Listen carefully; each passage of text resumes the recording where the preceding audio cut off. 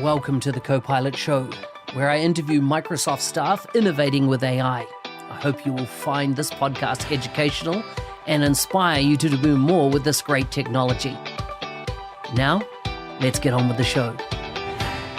Today's guest is from Los Angeles, California in the United States. He works at Microsoft as a team lead for solution architecture. He worked as a teacher before becoming an engineer. He's a YouTuber, course creator, specializing in turning makers into solution architects. You can find links to his bio, his course, social media, etc. in the show notes for this episode. Welcome to the show, Sean. Thank you, Mark. It's an honor and a goal to be here, and I'm here. Yes, you are here. And such a great topic to talk about, as in I've had a range of people go through the 90-day mentoring challenge that were either also doing your solution architecture course, which I think is fantastic. And I was getting really good feedback from the people that were attending your course. And so that caused me to reach out. I see that you also work for Microsoft. And so I just thought, hey, it'd be great to get you on the show and get to know you a little bit. And so I always like to start with food, family, and fun. They're my kick-off questions to really allow folks to understand who you are, your sense of place in the world, and what spins your wheels when you're not working? Yeah. So do I just answer what is my favorite food, what's my family life, and what do I do for fun? Anything you want, mate. The floor's yours. All right. I love Mexican food. I think that's the greatest food ever invented. Every single American I have ever met, when they live in a different country and I ask them what they miss about the United States, sometimes before even saying friends and family, they say Mexican food. Adore it. Wow. That also, I guess, ties with my family. I have very international roots. I was actually born in Russia. I came to the USA when I was 4. My wife is Ukrainian. I'm going to let that settle for a second. And for fun, we do love to travel, and I obviously love technology and teaching. I love dance, and that's always been kind of one of my favorite hobbies for years. And I still do it, even though I'm very old now, but I continue on. Wow, we can unpack a lot there. So first of all, what part of Russia were you born in? St. Petersburg. I mean, if you know your history, Leningrad, which lets you figure out my age.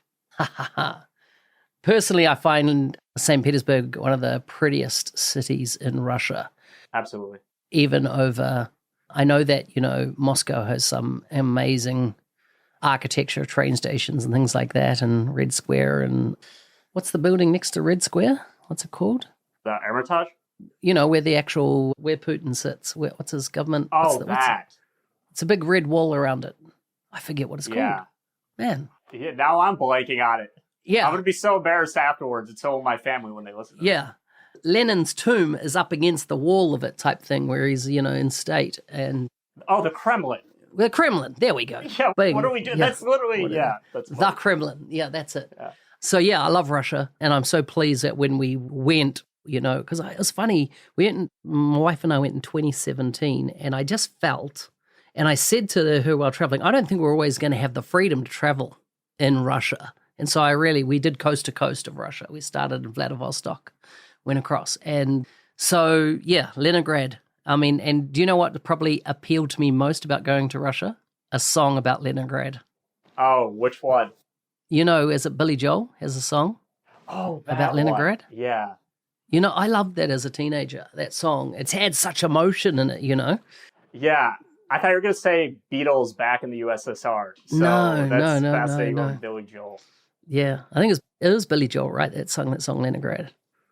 Yeah, I can't remember. I'm actually going to look it up now. Someone can it is Billy Joel. fact check us on that one. But anyhow, dancing, what style? So I started in salsa and kind of merengue because I adore Mexican food. And you mentioned I was a teacher. That was my first career. I taught Spanish. So Nice. I lived in Mexico. Wow. I spent some time in Spain. I loved Latin dances. And then once I learned to code, I felt so empowered that I could do anything. So then I decided to learn to breakdance, which I never got that good at all. But it's when you learn one thing, it empowers you to learn the next thing. And then you just keep going. And then that led into learning hip hop, like choreographed hip hop. I was with a team. I was the worst one on the team. I was in the back of it if I even passed the audition. So I don't want anyone getting impressed. But I still love it. I still do it. And It's a big part of kind of expression and art for me. Nice, nice. My son, 19 years old, just came back from hip hop champs in Melbourne, Australia. He won 2 gold medals. Whoa. But he was in the US last year doing the Worlds, and I think he came second or third in Worlds. But yeah, he's been doing it since 4 years old. And it's amazing. This year at university, he's in a full male troupe, which normally it's always been him and, 18 girls. He was like, it's very unusual to get a high density of males, it seems, that are into hip-hop dancing. But this year, he's in an all-male troupe as well, which is pretty amazing. I love how international that dance has gone. Yeah. Then the crazy thing is, about a year and a half ago, started on TikTok, and now he's got videos that has 8 million views and multiple videos like this. And he'll only do a 20-second dance in his dorm room, and yeah, people go crazy over it. They've never heard him speak, so they don't know he has an accent. One of his concerns is the time he goes to have to speak in front of a camera, because everyone will have a picture or an idea in their head how he probably sounds. Right. Is never needed to talk on camera because it's always dance to music. But boy, he's in constant supply of streetwear clothing, and he gets paid about $500 US for every 20-second dance he does on TikTok by either an artist that wants him to dance to their song, and or some fashion brand that are trying to get their label out and market. Wow. So what you're saying is me and you are in the wrong line of work. Yeah. Honestly, I've said to him, because we're going to talk about courses, I've said, listen, mate, in your summer break, let's sit down, let's do a course, 6-week course on how to get into hip-hop dancing. Let's put it on for $45.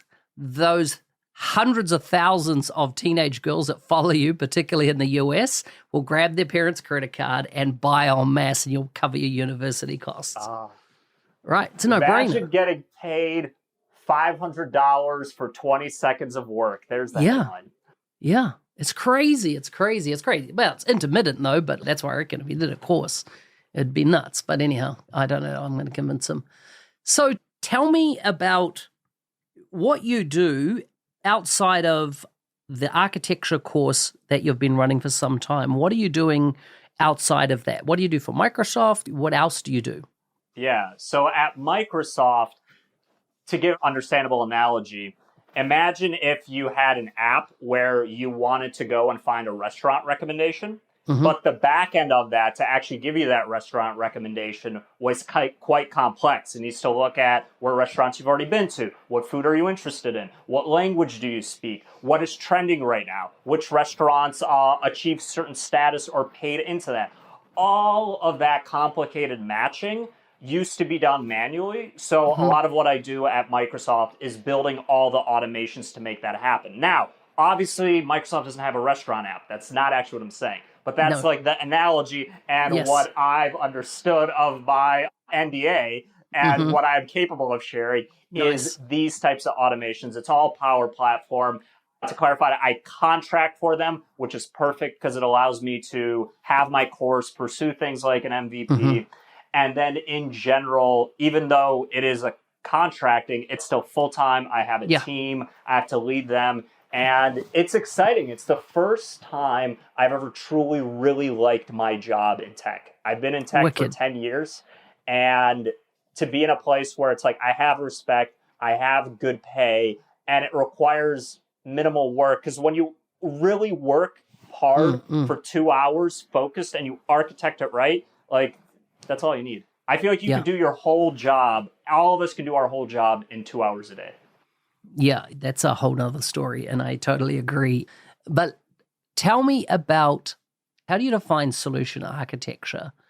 When you talk, because if I think of the thought bubble of solution architecture, I think of enterprise architecture, I think of architecture, I think about real-world architecture, blueprints, design.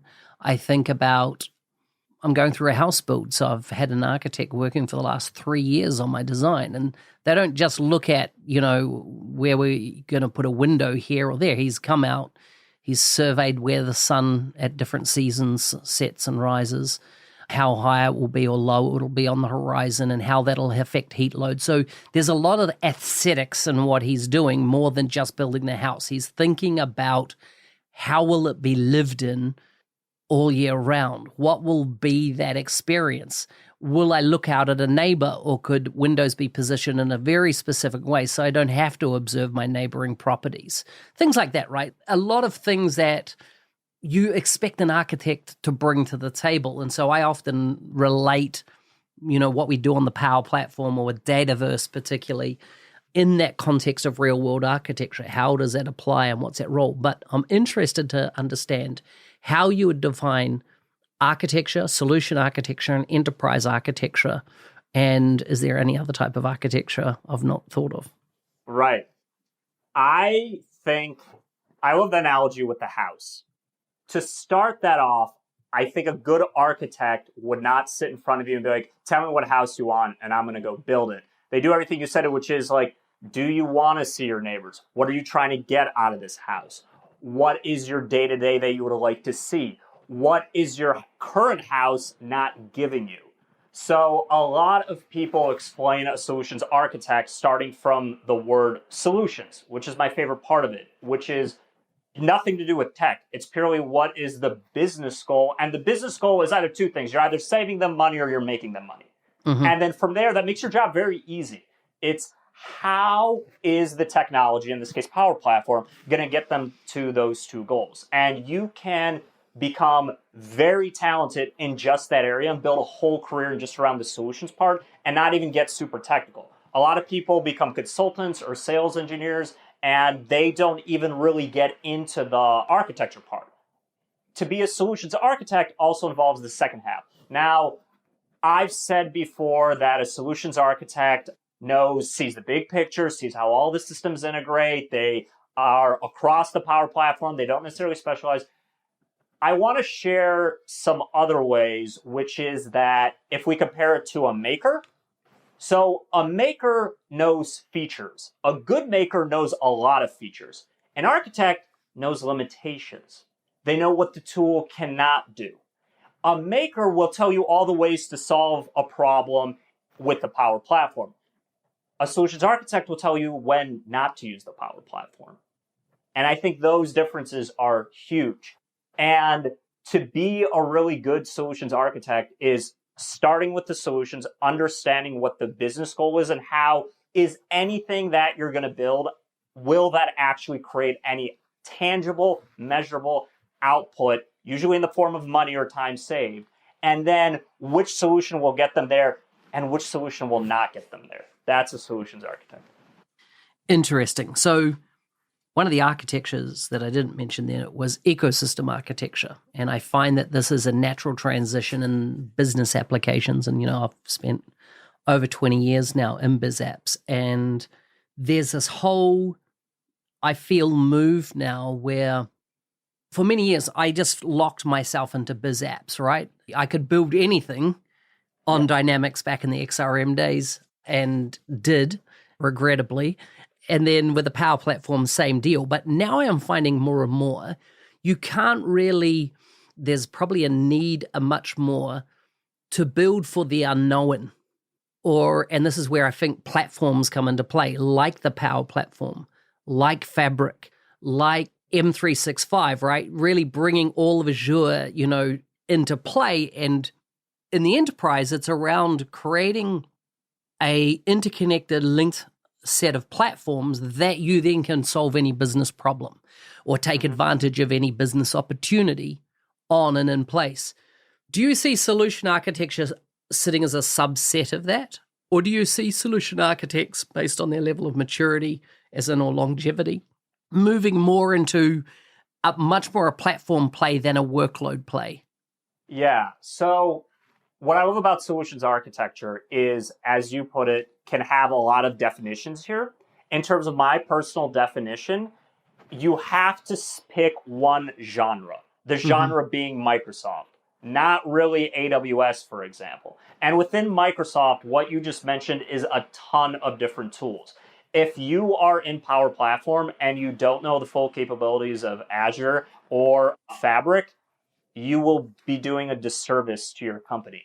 If you're trying to do everything in AI Builder and you're not even aware of what Azure AI Studio can do, or you're just stuck with the out-of-the-box tools of like Copilot Studio, wow, you are missing out and will probably be having your customers pay way too much when there's these other tools that it's not just necessarily like a license feature, but what they could do for you. Yeah, I like that. One other thing I want to throw into the mix, TOGAF. What are your thoughts?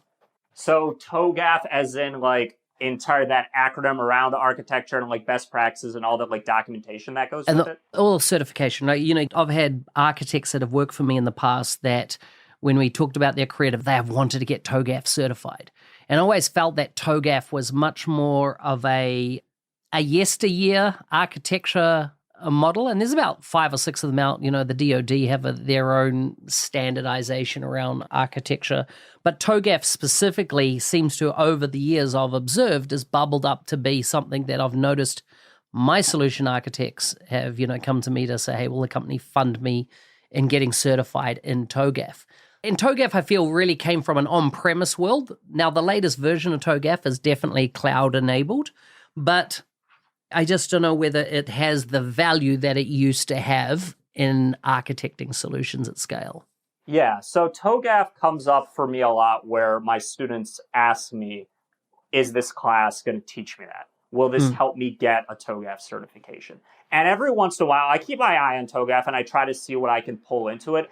I honestly feel like the Microsoft well-architected framework provides the same, if not more, and where it crushes compared to TOGAF, and I am ready to be completely rebuked for saying this, is how it shows use cases and does and this is amazing, like the pros, cons, and the like give and take of if you implement this, this is what you sacrifice. If you implement high security, you're gonna sacrifice speed.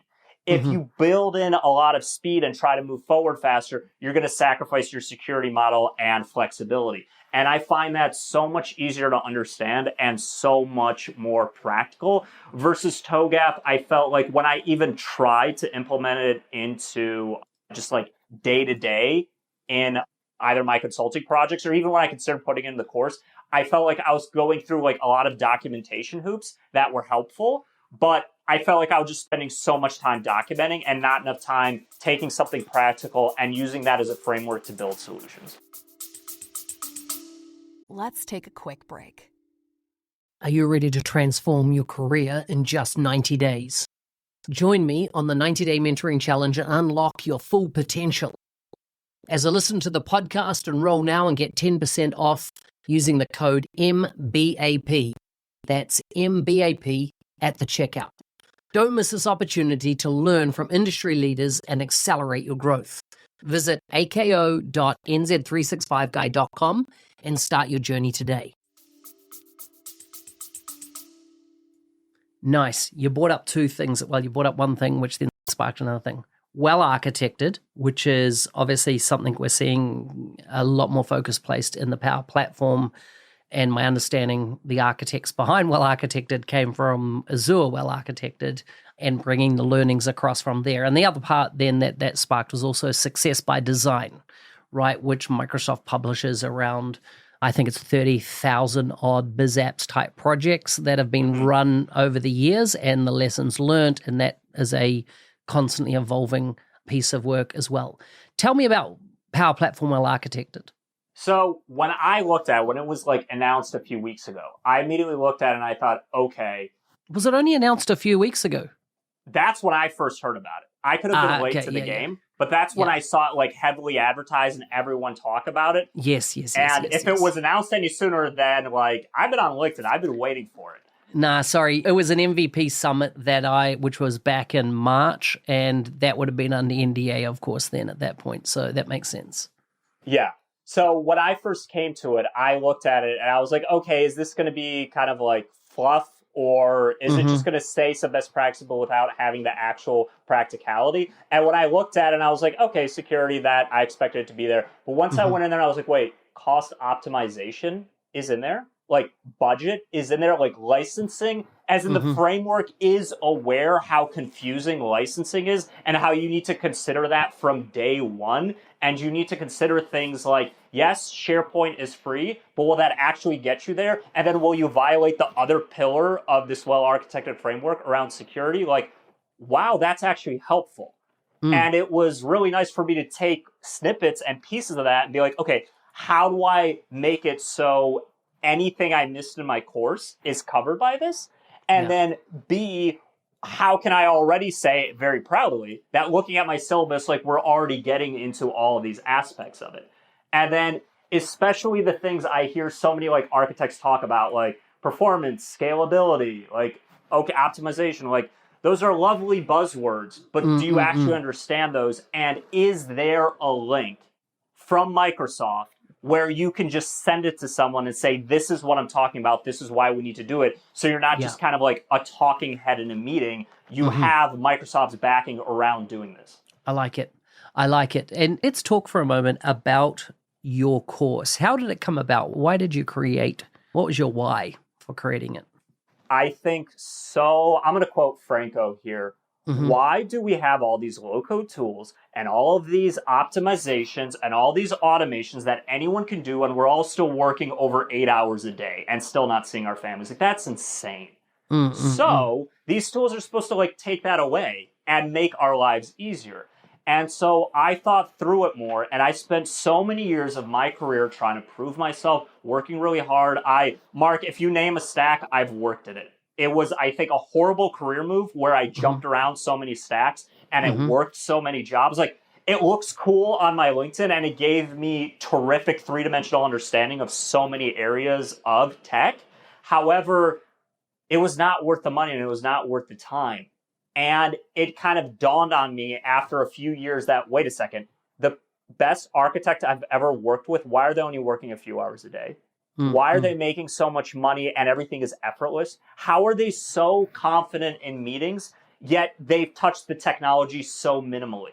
Like, and I'm sure you saw this in your Dynamics days. Like, I felt like I was a Dynamics 365 sales pro 10 years ago. I thought that was my thing. And I'd be in meetings, and there would be architects who were literally suggesting solutions and frameworks and plans that were better than mine in Dynamics. And I knew they had barely touched Dynamics. It was driving me insane. And then I was like, wait a second. There are best practices here. They're like performance, scalability, all of that. Like, what does that truly mean? How can that be broken down? And then once I started kind of thinking like them and modeling like them, that's when my career changed. I got my Washington Post job. I got my offer from AWS. I got my Microsoft job now. I've managed tech teams on 2 different startups now. And all of that allowed me to have great pay and a very light schedule. And I want that for everybody. So I'm like, look, here, give me $450 or pay whatever you want. We do sliding fee because I don't want to like inhibit people. Join me for 10 weeks and I will get you to the same place. And that's what we do.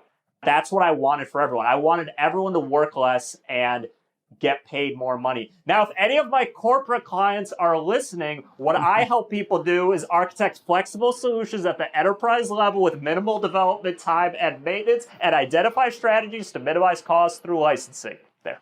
That's it. Tell me, when you look at the folks coming through this course so far, my observation of my career as architects come from 2 distinct groups. They come, as in, this is in the Power Platform space, and those that have been in for a while. They either come from, they were originally what I would call a functional consultant, so somebody that could do everything, configuration, write no code, and they were brilliant at producing applications, from a model-driven perspective. And then the second group were developers that would write plugins, that would, workflow assemblies, that would do your data migration, that would do all very heavy lifting stuff on projects, and they would become architects. So these are the 2 people groups I would see come through. And my experience was often the functional were much more relatable to the business. My developers, that would be something that when, a developer came to me and said, I want to become an architect, the key area I knew would have to work on would be communication, how to communicate with the customer when they're seeing you as now the authority on it. What's the type of person, what's the persona of people coming through your course that are getting massive value from doing it? Yeah. So going back to TOGAF, if they come in and say, I want to be TOGAF certified, know everything about that, or I want to become really good at Business Central and that's it, I'm like, okay, hold on. Do you care about people? Do you like working with customers? If you don't, I don't think you should be a solutions architect, and I don't think my pro course would be a good fit for you. Mm-hmm. The second part of that is, do you not only want to work with people, but also be very technical? Do you enjoy being confident in a room? Do you enjoy stepping back and identifying the solution that's going to be best for them? And most importantly, do you like having your hands in pretty much every aspect of the Power Platform and beyond? What you just mentioned right now, I'm not at all surprised that the functional consultants did well, because they usually, by being a consultant, are already good with people. They just need to tweak their technical skills. And they need to understand, again, solid principles. They need to understand data migration, syncs. Like, we can work on that, but at least they have the customer piece. The people who enter my program, I've been very surprised. I originally said, like, have a couple years experience in the Power Platform and I'll get you up there. Word spread, I have people who've been already solutions architects. They've been in it for like 8 years. Some of them know deployments, data pipelines way better than me. Like Parvez is in the program. Yeah. And then like Rafsan, who does all kinds of incredible project management and construction and more in the Power Platform. Husyenov, I hope I'm not mispronouncing his last name. He comes into it. And then he also is trying to beef up his technical skills. So he's in there as well. So I think it's anyone who wants to be very technical and want to have that customer-facing piece. That's who I've noticed this coming through. And if they want even more of the customer-facing piece and even get better at consulting, like, there's only limits. Like, I'm keeping you technical. So if they want more than that, I, of course, recommend your program or tell them to go get experience, like, working with customers. But yeah, that's who's coming into the program. Nice. How much are you thinking of an evolution in what you're doing now in the world of AI? Because I feel that architects, on top of what they have already known, if they haven't been dabbling in AI prior to the last 18 months, there's now another learning curve for them to understand the AI challenges, because, you know, companies are coming forward and they're going, hey, we need AI. And you're like, yeah, where? What do you mean? We just need it. Like, there's no, okay, do we have a problem that we're trying to solve? Or do we have a market opportunity that we're going to go after? That's why we need AI. It's no, the buzz on the street is, if you're not in AI, you're going to get left behind. And so I see once again the role of in my experience, although PMs would like to think that they are the backstop on a project, for me, I've always put that role with the architect, right? I don't care how agile up the wazoo you think you are, and that we need to bow at the religion of agile or whatever project methodology. When I go and buy a television, I don't care how the manufacturing was done. I want to know, does it look good? Does it function? Can I watch TV, right? Where I've seen the religion of project methodologies sometimes overtake the actual project. And, you know, we've got a delivery, we've got an outcome to do here. And so I always feel that my architects are always the authority ultimately on a project. And actually, I will link into experience and the role of experience. You know, I've had across my career been developing on, let's say, and this was the XRM type story, did one project, come out of it and want to be promoted to architect. And I'm like, mate, you need to get some bruises from the field. You need to do like 10 or 15 projects. You need, you know, I would always go, I want to see somebody with 5 years experience at least, just to, have you had some rough waters to be in on projects and stuff to then put you in the role of senior architect on a project. What's your experience around the difference between, I suppose, academic knowledge and then practical, boots on the ground, multiple projects in the field experience? Yeah. And I'm happy to also answer your question around where is the role of AI for solutions architects today, but I'll start with this experience. Yes, there's something to be said of experience, and like, you got to taste it. You got to make mistakes. If you haven't been scared of being fired, you have not worked on a large enough project, and you need to go ask for that. That's one. Like a forest of wisdom is worth like a needle of experience. Like you have to have actually done it. However, I will add this though. You could have 10 to 20 years of experience in the Power Platform and be creating garbage and unusable applications and still making the same exact mistakes. You could have 3 years in the Power Platform and have what I call like a smell for code, and you can smell if it's good or it's a good direction to go in. You have the intuition for it. And I've seen newcomers to the Power Platform have that sense, and I don't know what to call it except maybe an art, and they're already thinking business-wise. They're already starting to suspect, like, whoa, we're loading a bunch of records into the Canvas apps. And won't that break? I don't know how it will break. I don't understand memory leaks. I don't understand JavaScript, but something feels wrong. And that's where I'll say nothing will beat experience, but years of experience does not mean you will be great. I like it. Now I'll go back to my AI question. Sure. For AI, I think it goes back to the idea that solutions architects, we need to know the limitations. I hope I don't get yelled at for this, but I'm open to being proved wrong. I think Copilot is a little... How do I choose my words carefully here? It's incredible. I love it. Everyone should use it. We're all excited about it. I worry it's sending the impression that it is way more powerful than it actually is. I would love someone... Because I've literally had to build the AI module recently, and I revisited all of these to make sure that it's still where I thought it was. I find it quite underwhelming. I think Copilot in Dynamics 365, and I can type into it and get results. Like, wow, you helped me not use the filters and it's slower. Like, I don't get that. I think what will really be exciting is I think it's the most recent wave forward where Copilot is going to give you suggestions on what you should do with your data or your business. Like, these are how many leads are left undone. Like, okay, but Copilot, I'm working with plumbers. Go find out trends in plumbing. Compare that to my current clients and how many of my plumbing clients, based on their activity on LinkedIn, you think I should say this. Like, go do some stalking. Go help me think. Don't just be a glorified search tool. That's what I'm excited about. And I think the ultimate thing solutions architects need to think about, besides what are the limitations of this, so they're not over-promising it and they're not just blindly following demos, which is something I've seen, is they obviously need to get their hands with it and tinker with it and then find out how, wow, this is a lot less than I expected. But the big question they need to be thinking about, and this is where I kind of think about this almost daily, which is, what is AI going to replace? Where do I fit in? And most importantly, what will AI not be able to replace? I have my own thoughts of that.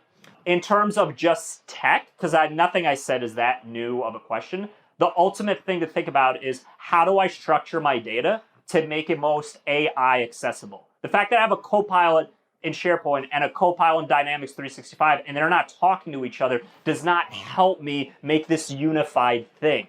I think still the most powerful unifying application is Power BI, because it can do that and it can bring that all together. And that's why it is the #1 tool on the Power Platform, no surprise. And to think through, how can I get all my tools talking to each other and make it AI-able and have my AI be able to query and get all that? Right now, I've only been able to see that successfully done by going through Azure and really going through pro code, unfortunately. But I think that's the thing that solutions architects need to be thinking about in terms of AI. I like it. Final words?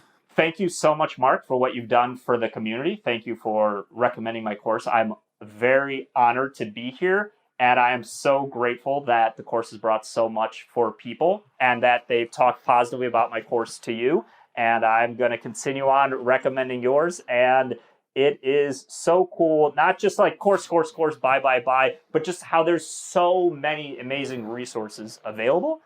And I think that's what makes the Microsoft community really awesome. And it's been really cool to be a part of something where it's so easy to learn and how there's just so much free stuff. Hey, thanks for listening. I'm your host, Mark Smith, otherwise known as the NZ365 guy. Is there a guest you would like to see on the show from Microsoft? Please message me on LinkedIn and I'll see what I can do. Final question for you. How will you create with Copilot today? Ka kite.